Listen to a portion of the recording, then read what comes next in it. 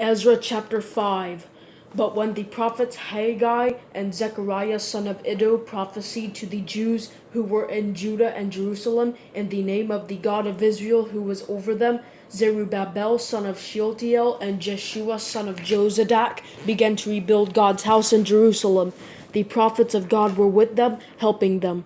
At that time, Tattaniah, the governor of the region west of the Euphrates River, Shethar-bozenah, and their colleagues came to the Jews and asked, "Who gave you the order to rebuild this temple and finish this structure?" They also asked them, "What are the names of the workers who are constructing this building?" But God was watching over the Jewish elders. These men would not stop them until a report was sent to Darius so that they could receive written instructions about this matter. The letter to Darius. This is the text of the letter that Tattaniah, the governor of the region west of the Euphrates River, Shethar-bozenah, and their colleagues, the officials in the region, sent to King Darius. They sent him a report written as follows. To King Darius. All greetings. Let it be known to the king that we went to the house of the great God in the province of Judah. It is being built with cut stones, and its beams are being set in the walls.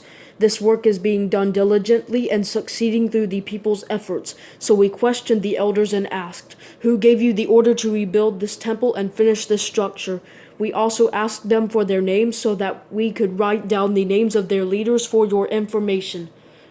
This is the reply they gave us.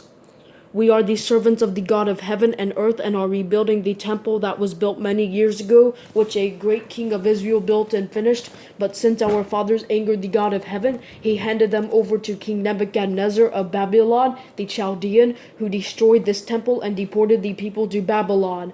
However, in the first year of Cyrus, king of Babylon, he issued a decree to rebuild the house of God. He also took from the temple in Babylon the gold and silver articles of God's house that Nebuchadnezzar had taken from the temple in Jerusalem and carried them to the temple in Babylon.